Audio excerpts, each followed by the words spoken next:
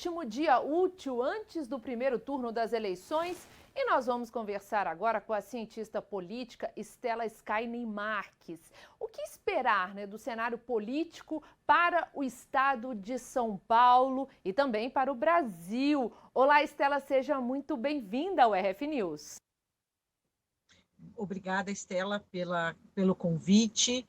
O cenário político, ele tende, no caso do estado de São Paulo, não é, a ocorrer talvez uma mudança de poder aí, né? Estamos vendo o PSDB não tão bem ali colocado como em anos anteriores, e há uma grande probabilidade da gente ter ali ou alguém vencendo em primeiro turno ou até um segundo turno aí, sem ter um candidato do PSDB em 28 anos aí do partido no governo. Sem dúvida, a gente teve então 28 anos do PSDB no comando do estado de São Paulo. Se acontecer realmente depois, né, pode ser que dê um segundo turno, uma mudança para o PT, é uma grande derrota para o partido tucano, né? Sim, é uma grande derrota para o partido tucano, porque, afinal de contas, estamos falando do maior colégio eleitoral do Brasil, são milhões de eleitores, e tem uma importância, enfim, né, não só ali para o partido no estado de São Paulo, mas da própria projeção nacional do partido, que tem diminuído ao longo desses últimos anos, também na Câmara dos Deputados Federais, por exemplo. A gente viu também o Tarcísio subir nas pesquisas. Se caso aconteça também uma vitória, né, do Tarcísio, o que isso pode significar para o estado de São Paulo e também para o agora presidente Jair Bolsonaro? Vai ser uma vitória do presidente Jair Bolsonaro, sem dúvida nenhuma, já que o Tarcísio é o candidato ali apoiado por ele, não é?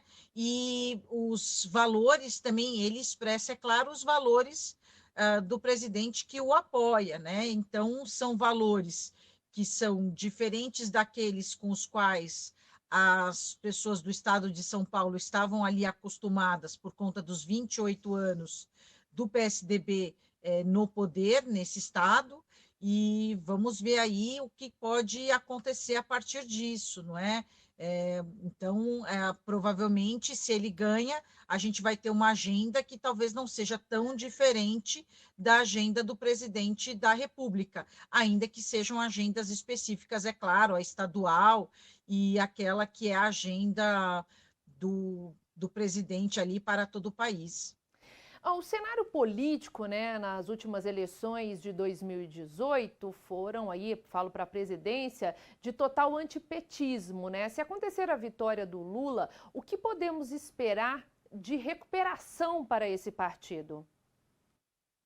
A recuperação aí vai ser uma entrada triunfante do PT, né? Será uma recuperação aí impressionante, né? Porque, afinal de contas, o voto de 2018 se mostrou mais do que um voto no Bolsonaro, como você muito bem assinalou, um voto anti-PT, e agora, por conta, enfim, dessa polarização toda, a gente vê o PT ali, né, com uma força muito grande e também fortalecido por conta dessa polarização, né? A polarização ela interessa tanto o Bolsonaro como o Lula, né? Ambos se apoiaram nela, continuam se apoiando e é muito provável que talvez um dos dois se eleja por conta dela dessa vez. A entrada do PT, o PT também aí já esteve à frente, né, do governo federal durante vários mandatos, seja com Lula, seja com a Dilma,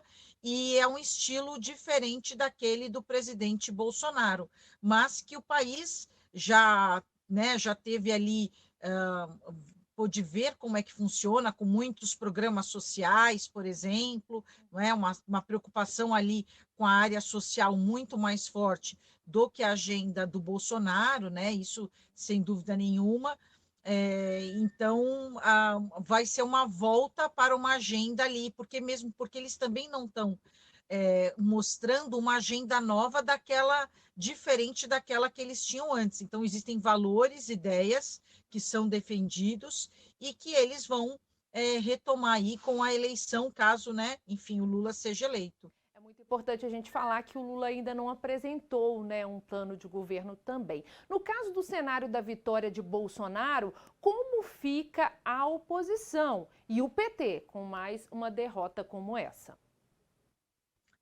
Aí o Bolsonaro ganhando, ele se fortalece, né? Apesar que é uma eleição interessante nesse sentido, né? A gente tem que pensar que o cenário político ele é muito complexo. Vencer a eleição para presidente é um passo para a governabilidade desse presidente. Ele precisa, né? Ele precisa ter uma maioria no Senado, ele precisa ter uma maioria na Câmara dos Deputados Federais. E isso significa que, seja lá quem for eleito, vai ser necessário ali a capacidade de negociação mais ampla com outros partidos para conseguir governar. E isso é muito importante nos primeiros anos, porque você consegue fechar essas coalizações e, com isso, governar com mais tranquilidade no início, quando o presidente costuma, né, encontrar menos oposição no início do mandato, historicamente, do que no final, até porque os outros partidos já começam a se articular pelas candidaturas próprias e o tom da conversa, do debate, da negociação muda. Mas isso não é o cenário de agora, né? Porque há muita polarização, tanto o Bolsonaro se vencer vai ter uma oposição forte e o Lula também se vencer terá uma oposição forte também no começo do mandato, né? Sim, o brasileiro ele tem mudado um pouquinho, né? Aliás, bastante, na verdade, nessas últimas eleições, né? Havia uma tendência do eleitorado brasileiro de se posicionar de forma mais central, né? E cada vez mais o eleitorado tem se posicionado aí em certos extremos. Ainda que a gente não possa chamar o Lula de extrema esquerda, né? Existem partidos muito mais à esquerda do que o do PT ou dos que o apoiam. Mas a gente vê dois espectros ali bem políticos bem distintos. Ele à esquerda e o Bolsonaro, com certeza, com os dois pés bem ficados ali à direita. Tá certo, então, Estela, muito obrigada pela sua contribuição aqui, pelo seu tempo. De última hora você ter aceitado o nosso convite. Excelente eleição para você. Obrigada e que todos votem nessa eleição, seja lá em qual candidato for. Então, né, o que eu conclamo todos é que exerçam o seu direito e o seu dever de votar, seja lá qual for a escolha. O importante é que as pessoas se posicionem, compareçam e participem do jogo democrático para a eleição daquele que, enfim, foram mais votados nessas eleições. Muito obrigada aí pela oportunidade aqui de estar falando com vocês. Sem dúvida, na mais perfeita paz, fazendo então a festa da democracia. Obrigada.